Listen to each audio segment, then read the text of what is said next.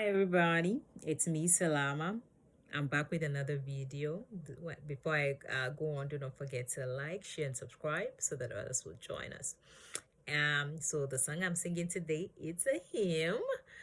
Um, the Old Rugged Cross. I believe it's a popular one. So here goes. On a hill far away stood an old rugged cross. It's the emblem of suffering and shame. And I love that old cross where the dead rest and best. For a world of lost sinners was slain. So I'll cherish the old rugged cross till my trophies at last I lay down. I will cling to the old rugged cross and exchange it someday for a crown. All right, so there's a devotional we're going through with my son. It is The Case for Christ by Lee Strobel, and we are at the section where he's talking about delving into the physical effects of the torture and beatings that Jesus went through on his way to the cross. How it affected his lungs. He was bleeding non-stop, so he was getting dehydrated, probably going into shock. Um, and there's a place where he talked about how Jesus was stretched on the cross. He was stretched so much so that his chest couldn't move. And to breathe, your chest has to go up and down with the help of your diaphragm. But Jesus couldn't move his chest. He was so stretched on the cross that he couldn't move. So he was getting fixated. And this is just even a little bit of really the analysis of the physical pain that Jesus went through. Now, it's not just physical pain he went through, it was emotional, it was mental pain he went through. People were mocking him. Just imagine having to go through that kind of pain and suffering in front of your family, right? The way it breaks your heart. In fact, the loneliness Jesus felt, at a point he said,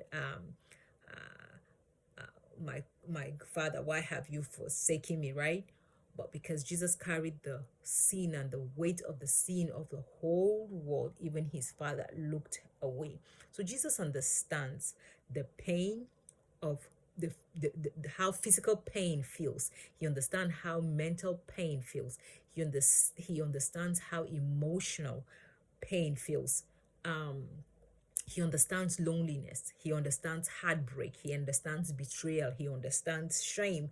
He understands he understands sickness because his body went through all of that. And there is actually one of the questions one more questions we were meditating on was on the fact that Jesus did this voluntarily for us. And there was a question where he was asking if you would voluntarily die for someone you love, probably, but you would die for someone you love, probably, but not voluntarily, most likely not voluntarily. If you could get out of it, you would. And you may say that Jesus probably didn't do it voluntarily because there was I think it was actually all the gospels take this account in the Garden of Gethsemane, where Jesus was saying, Father, if this cup can be taken away from me, but not my will but yours be done, right? And you may say that Jesus didn't do it voluntarily, but you have to remember that Jesus felt the how would I word it? if Jesus went to the cross, right, smiling, saying, "Oh yes, I want to do this," and he's smiling. He was smiling and he was happy, right? We wouldn't understand the pain and the gravity of the punishment for sin. We would, if he was smiling on his way to the cross and like, "Oh yeah, I'm happy to do this," we would think that we could do it too. We would think that we can pay the price for our own sins. But Jesus had to feel every inch of the pain because it was punishment. He felt it in his body, in his soul, and in his spirit. Everything in him felt the weight of this punishment that he took for us. So we couldn't do it ourselves. We couldn't. We absolutely could not do this ourselves. And it's humbling. And my prayer is, Lord, help me that I will not take the pain, the suffering you went through for me for granted, because we tend to kind of familiarize ourselves with let's say, for instance, Easter, right? We know Easter is celebrating the death and resurrection of Jesus, but we tend to trivialize it. We become too familiar with it.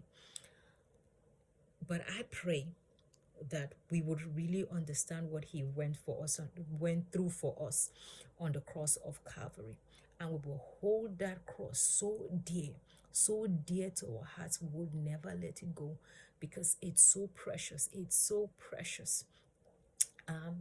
I just pray, just like I said, that God will open my eyes to see and to understand, so that I won't take it for granted.